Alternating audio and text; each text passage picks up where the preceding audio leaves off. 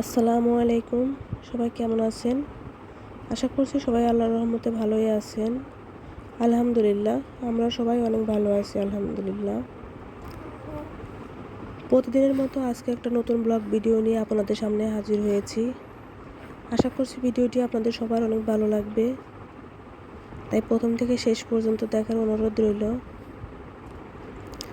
সকালে দরজা খুলতেই দরজার সামনে অনেক সুন্দর একটা দৃশ্য দেখতে পেলাম।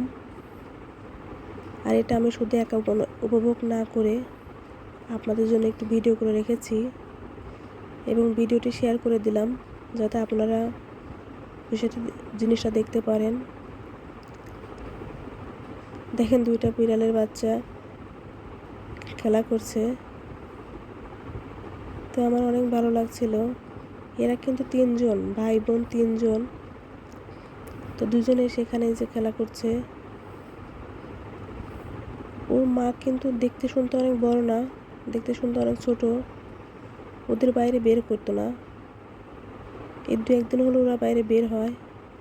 ওরা কিন্তু তিনজন।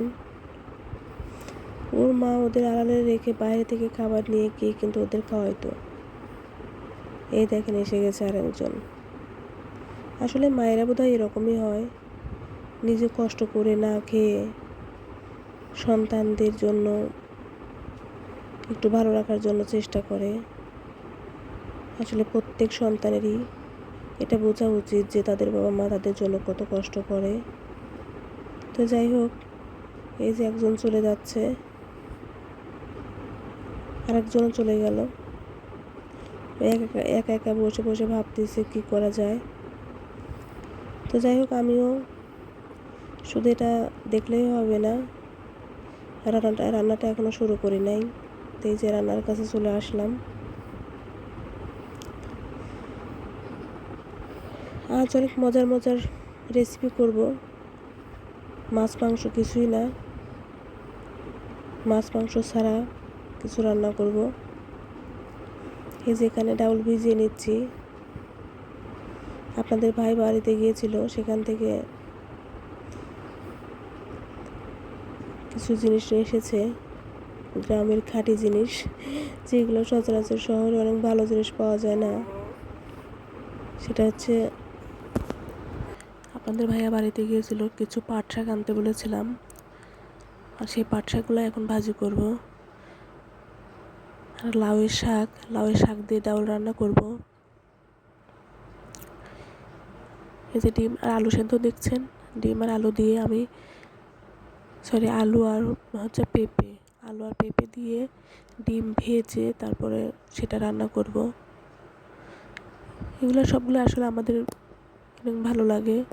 সবসময় মাছ মাংস না হলে যে খাওয়া যায় না, আসলে এটা ঠিক না।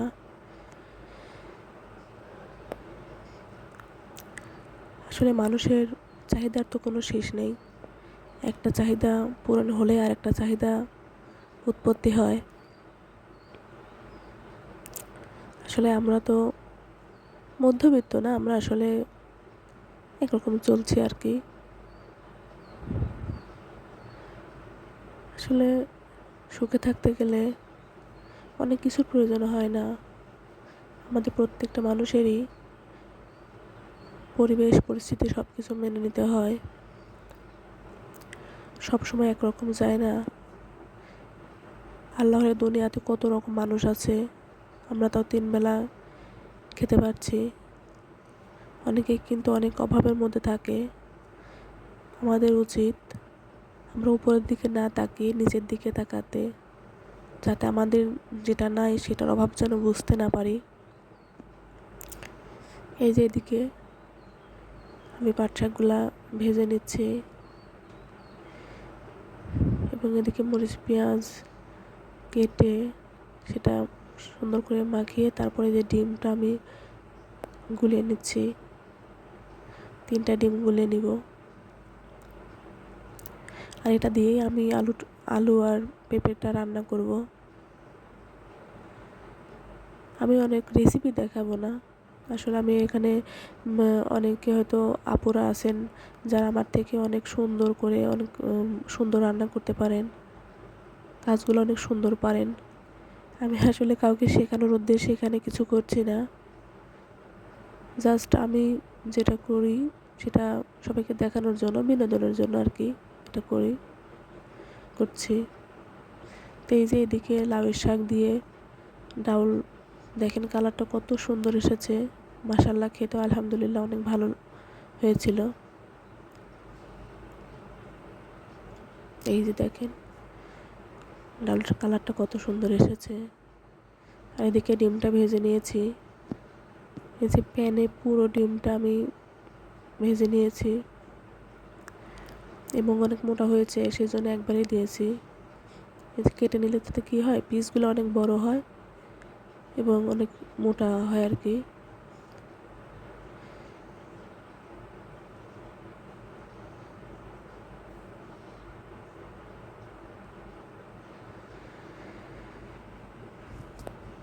আমি ডিমটা দিয়ে এখন এই যে আলু আর পেঁপে কষিয়ে নিচ্ছি। আলু আর ডিমটা দিয়ে আমি এখন রান্নাটা শেষ করব। এই তো আমার রান্না শেষ হয়ে গেছে, আলু আর পেঁপে দিয়ে ডিম রান্না, ওদিকে পাট শাক ভাজি, আর এদিকে লাউ শাক দিয়ে ডাউল রান্না। এগুলো আপনাদের কার কার ভালো লাগে প্লিজ কমেন্টস করে জানাবেন, এবং আমার রান্নাটা কেমন হয়েছে, মানে দেখতে কেমন হয়েছে, আসলে খেয়ে তো দেখতে পারবেন না আপনারা। আর এদিকে দেখেন সবার কিন্তু খাওয়া দাওয়া শেষ। আর এই যে রাতে কিন্তু কিছু ভাত আমি পান্তা করে রেখেছিলাম।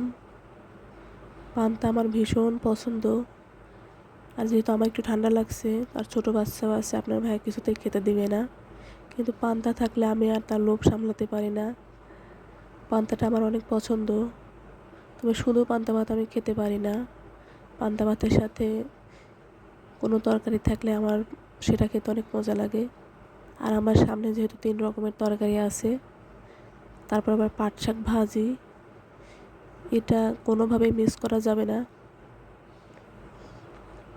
আসলে আপনারা কে কী ভাবছেন আমি জানি না, যে এটা আবার কেমন পান্তা ভাত খাচ্ছে, কিন্তু কি বলবো বলেন তো, আমার আসলে খুব পছন্দ পান্তা ভাতটা।